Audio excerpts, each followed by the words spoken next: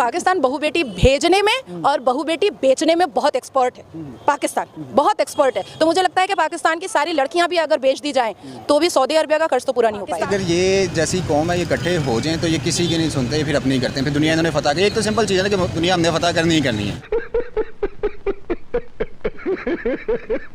ये खुद सबसे ये अफगानिस्तान को तबाह किया, सीरिया इराक को इन्होंने तबाह किया। मुसलमान हिंदुओं ने मुसलमानों को कैसे बर्बाद कर रहे हैं वो इंडिया में। ये सबसे बड़े खुद दहशतगर्द हैं। वो इसलिए इल्ज़ाम लगाते हैं कि कहीं कहते हैं ना कि जितने झूठ बोलो इतना झूठ बोलो कि वो सच्ची हो जाए। ईरान के मुंह पर 56 मुस्लिम मुल्कों ने थूक दिया है अपने आप को सरेंडर, अदरवाइज जान भी नहीं बख्शी जाएगी। तो उन्होंने डिनाई किया तक नहीं जाएंगे 72 वर्जिन हुर के पास अभी जान बख्श। हैशटैग मालदीव्स बॉयकॉट किया, हुआ ना, हाथ में कटोरा आ गया ना मालदीव्स। ये झूठ बोल रहे हैं, मतलब कि आपके मुताबिक वो झूठ बोल रहे हैं, हमको आपस में लड़वाने। हाँ जी ऐसी बात है। ये शिया सुन्नी इन्होंने खुद ये जंगें करवाई हैं उन्होंने। यूरोप के नक्शे कदम पे चलने लग गए हैं, जिसकी वजह से हम वीक हो गए हैं और उसका हमें फ़ायदा उठा गए। वो इस तरह की बातें करते हैं। जय दोस्तों, जय श्री राम। देखिए भाई, भारत की बेटी नाज़िया इलाही खान ने पाकिस्तानियों के परखच्चे उड़ा दिए हैं, जो कि अभी भाई ईरान भी लगा हुआ है। और उसके बाद क्लिप देखेंगे पाकिस्तान के मुस्लिम भारतीयों के बारे में क्या सोचते हैं। आप लोग क्या राय कमेंट सेक्शन में वीडियो को शुरू करते हैं। मैं तो देख रही हूँ कि पाकिस्तान अब कब्रिस्तान ही बनेगा और अब उसको कोई नहीं रोक सकता है। देखिए, मुसलमान से लड़ रहे हैं, इसके लिए तो पूरा अल कुरान गवाह है कि मुसलमानों ने मुसलमान से लड़ाई की। अब ईरान भी मुसलमान और पाकिस्तान भी मुसलमान, बड़े जज्बे वाले कौम है पाकिस्तान वाले। तो वो कह रहे हैं कि हम सहन नहीं करेंगे। तो सिर्फ कह रहे हैं, कुछ करके तो दिखाए ना, कुछ करके दिखाए। दाऊद इब्राहिम पाकिस्तान के पास है, हाफिज सईद पाकिस्तान के पास है, फिर से नया एक हाफिज सईद ने पार्टी बनाई है, इस्लामिक कंट्री वेलफेयर वो बनाएगा वहाँ पर। पता नहीं अब और कैसा इस्लामिक कंट्री बनाएगा हाफिज सईद। 72 वर्जिन और गोद में दे देगा सारे मर्दों के। तो मुझे ऐसा लगता है कि ईरान ने बहुत ज़बरदस्त काम किया है। सर्जिकल हूरे तो लड़ेंगी नहीं, लड़ना तो मर्दों को ही पड़ेगा, लेकिन मर्द क्या कर रहे हैं? नहीं, वो तो हूरों के पीछे पागल है ना, तो वो लड़ेंगे कहाँ से? वो तो हूरों के पीछे पागल है। अब भारत के मुसलमान को देख लीजिए या पाकिस्तान के मुसलमान को देख लीजिए, दोनों के थॉट प्रोसेस बिल्कुल सेम मैच खाते हैं। सही बात है। तो ये लोग तो हूर में पागल है। अब हूर करके भी अगर बम मारेंगे तो भी मरने के बाद हूर के लालच में ही मारेंगे, अदरवाइज ऐसे तो मारने वाले नहीं। लेकिन ईरान ने जिस हिसाब से जवाब दिया है, करारा जवाब दिया, उसमें मैंने देखा है न्यूज़ में कि चाइना भी टपका है। और चाइना जो पाकिस्तान का आका है वो कह रहा है संयम बरतो। हाँ, वो कह रहा है संयम बरतो यार, ऐसे नहीं लड़ते, बस इतनी का। क्यों? देखिए, आज तक पाकिस्तान ने कभी भी चाइना के खिलाफ कुछ नहीं बोला है। सच्चा दोस्त है, ऑल टाइम फ्रेंड। हालांकि चाइना जो है वो मुसलमानों की दाढ़ी नोच रहा है। जनमाज का जो चटाई है वो बोलता है चटाई जमा करो, 2 फुट का चटाई जमा करो, कर दिया। उसके बाद फिर ला इलाहा का कारपेट बना करके बिछाया हुआ है, फुटमैट बना करके बिछाया हुआ है। मुसलमानों की हालत वहाँ पर ख़राब है। रिहैब सेंटर खोल दिया है कि जब तक इस्लाम सर से उतरेगा नहीं तब तक हम तुम लोगों को छोड़ेंगे नहीं, जमा रहो यहीं पर। तो चाइना के खिलाफ वो कुछ नहीं बोलते, लेकिन भारत के मुसलमानों को उकसाते रहते हैं, मिर्ची डालते रहते हैं कि भाई उकसे हुए रहो, इस्लाम ऐसा बोला, इस्लाम ऐसा बोला। देखिए, बाप बड़ा ना भैया, मुसलमान के लिए सबसे बड़ा रुपया जब तक पैसा मिल रहा है चाइना से, तब तक पाकिस्तान का वो आका बना रहेगा। और मुझे लगता है कि चाइना इस जो ईरान और पाकिस्तान के मिडल में हुआ है, चाइना की कमजोरी हम लोगों को सामने समझ में आ गई है। जब पाकिस्तान को सपोर्ट नहीं कर पा रहा है ईरान के अपोजिट में, तो भारत से क्या ही लड़ेगा, हम तो ऐसे ही चटनी बना देंगे। ये तो सही बात है। देखिए, पाकिस्तान के मुंह पर 56 मुस्लिम मुल्कों ने थूक दिया है। जिस सऊदी अरबिया का राग अलापता था और तस्बीह दाना पड़ता रहता था पाकिस्तान, आज लाल टोपी वाला हमीद बैठ करके सऊदी अरबिया को भी क्रिटिसाइज कर रहा है। और अब एक ऐसा विजन हो चुका है, भारत के प्रधानमंत्री ने सबको ऐसा विजन दिखाया है कि भाई इकोनॉमी बूस्ट करो और अपनी जीडीपी बढ़ाओ, अपने देश को तरक्की याफ्ता बनाओ, और सब उसी दिशा पर चल रहे हैं, मोदी जी की दिशा पर।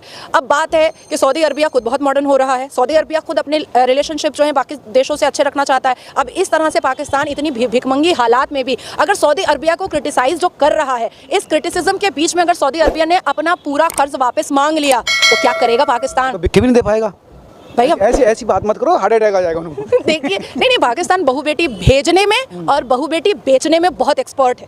पाकिस्तान बहुत एक्सपर्ट है। तो मुझे लगता है कि पाकिस्तान की सारी लड़कियां भी अगर बेच दी जाएं तो भी सऊदी अरबिया का कर्ज तो पूरा नहीं हो पाएगा। लेकिन अब लिफ्ट नहीं दे रहा, ना यूएई दे रहा है, ना सऊदी अरब दे रहा है। यूएई की तो यहाँ पर देखिए आप, मोदी जी के साथ क्या जुगलबंदी देखने को मिली आपको।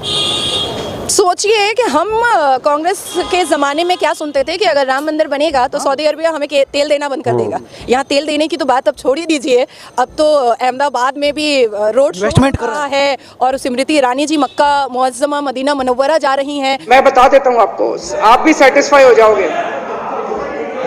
यहूदी, नसरानी और हिंदू ये कभी भी मुसलमानों के ना तो दोस्त हो सकते हैं ना भाई हो सकते हैं। क्या वजह है? इसकी वजह ये है कि इन्होंने ज़ालिमों ने सबसे पहले सबसे बड़ी जंग जो दुनिया की जंग अजीम जंग अव्वल जिसको कहते हैं, इन्होंने खुद ही आपस में लड़ी है। ऐसा या? जितने भी सलीबी थे आपस में इन्होंने ईसाइयों ने लड़ी है, आपस में यहूदियों ने, वो खुद ही हलाक हुए हैं। दूसरी जंग भी इन्होंने खुद ही लड़ी है और खुद ही हलाक हुए हैं, करोड़ों लोग मारे गए हैं। उसमें कोई मुसलमान मुल्क नहीं था, कोई मुसलमान बंदा नहीं था लड़ने वाला।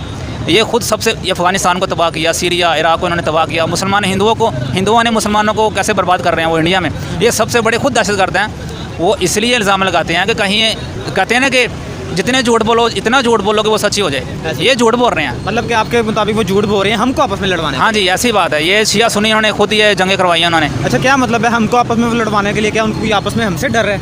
जी बिल्कुल, उनको डर है। इस्लाम से बहुत ज़्यादा डरते हैं वो। डर है? इस्लाम का तो माशाल्लाह रो भी इतना ज़्यादा है, लेकिन ये है कि इस्लाम तो ये लड़ने की और ये कत्ल गारत की इजाज़त तो नहीं देता। बिल्कुल ऐसे है। लेकिन ये खुद अगर मुकाबला करते हैं, मुसलमान से लड़ते हैं, तो मुकाबला तो उनको करना चाहिए ना मुसलमानों को। बिल्कुल ऐसे है। और लास्ट में कि मुझे पीसफुल मैसेज बता दें कि हम ऐसा क्या करें कि ये जो पूरी दुनिया वाले हमें मुसलमानों को ना समझें दहशतगर्द। दूसरी बात ये भी है कि कुछ बहुत कम ऐसा लेकिन ग्रोह है मुसलमानों में दहशतगर्दी जो फैलाते हैं, जैसे ये बिके हुए हैं, तालिबान भी बिके हुए हैं कुछ, ये TTP वाले, और दूसरे ये दाइश वाले जो हैं, ये भी अमेरिका ने बनाई है, लेकिन है मुसलमानों को इस्तेमाल करते हैं। बस ये इनसे बचना चाहिए इन लोगों से। बाकी इस्लाम तो माशाल्लाह अमन का पैगाम ही देता है, सारा इस्लाम है ही अमन का। नहीं ऐसी बात नहीं, हिंदुओं में बहुत ज़्यादा दहशतगर्द है। हिंदुओं में भी है? BJP वाले ये जो है RSS वाले सारे है दहशतगर्द। बेरोज़गार भीड़ है सारी, बेरोज़गार लोग, कोई काम नहीं इनको। लास्ट में मुझे कोई ऐसा मैसेज दे दें इंडिया और पाकिस्तान की दोस्ती के लिए? दोस्ती के लिए ये है कि ये तो गवर्नमेंट के लेवल पे कोई बातचीत हो सकती है, वरना आवाम क्या कर सकती है? आवाम तो उधर भी बेबस है, इधर भी बेबस है। तो दोस्तों आप लोगों ने देखा, यानी कि भाई आज जिस सिचुएशन में पहुंच चुका है, यानी कि देखिए पाकिस्तान जिस पूरे वर्ल्ड का मुस्लिमों का ठेकेदार बनता था, आज वही मुसलमान उसको ठोक रहे हैं। और क्यों ठोक रहे हैं भाई, ये तो पाकिस्तान जाने या फिर ईरान जाने। देखिए आज पूरा विश्व है, जो नजर है पूरे विश्व की वो भारत की तरफ है, क्योंकि देखिए भारत में भाई इन्वेस्टमेंट भी है, यानी कि कोई दूसरा देश कंट्री बिजनेस करने आए, सिक्योरिटी भी मिलती है, और उसका यानी कि एक ब्रांड बन जाती है। यानी कि जो मेक इन इंडिया जिस चीज पर लिखा गया ना भाई, उस चीज का कोई रोकने वाला नहीं, उससे बड़ी कोई ब्रांड नहीं। ये है आज भारत की सिचुएशन। और पाकिस्तानियों की तो भाई कहने की जरूरत ही नहीं है, क्योंकि देखिए पाकिस्तान क्या पता कितने सालों में अभी ग्रे लिस्ट से निकल के आया है। उससे पहले देखिए पाकिस्तान में अभी एक टोयोटा थी और एक सुजुकी थी, वो भी कंपनियां अपना बोर बिस्तरा बांध के समेट के भाग गई। देखिए क्योंकि पाकिस्तान को तमाम दूसरे, देखिए अभी ये टोपीबाज बोल रहा था पाकिस्तानी कि भाई काफिर है, उसने मुसलमानों को लड़ा हुआ है, तो भाई तुम काफिरों के पास भीख मांगने क्यों जाते? यानी कि भाई तुम्हारा देश IMF पे चला हुआ है, तुम सभी के सभी IMF के सामने लेटे हुए, IMF से कर्ज ना मिले तो तुम अपना पेट नहीं भर सकते 2 वक्त का, तो तुम ऐसे कैसे बोल सकते हो भाई काफिर गलत होते हैं, ये होते हैं? अगर तुम खुद स्टैंड है तुम्हारा, देखिए अभी UAE को ले ले भाई, UAE है, चलो उनका मजहब है, मजहब को भी देख के चलते हैं वो, बट सबसे पहले वो बिजनेस रखते हैं, क्योंकि जिस देश में कभी भाई धूल उड़ती थी, आज वहां पर टूरिज्म है, पूरा वर्ल्ड का टूरिज्म वहां पर जाता है, जिसकी वजह से देखिए तेल तो वो दे रहे हैं UAE वाले, दूसरी तरफ उनका जो मेन फोकस एंड बिजनेस है वो है टूरिस्ट, जो कि पूरे वर्ल्ड से आते हैं। और पाकिस्तानियों ने जाके भाई वहां पर अपनी वाली दिखा दी, भीख मांगने लगे, तो भीख मांगने लग गए थे, तब उन्होंने भाई इनको जेलों में भरा और वहां से डिपोर्ट मारा इनको सभी को।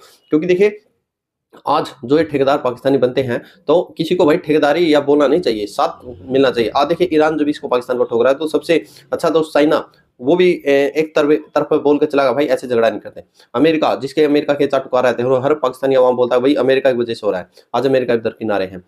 भारत ने ईरान का साथ दिया है, क्योंकि भाई ईरान को एक बार स्ट्राइक करके आ गए, दोबारा ये भी कुछ नहीं बोल सके, क्योंकि वहां से तेल लेते हैं। आप लोग क्या रिकमेंडेशन करके चेंज जबरदस्त।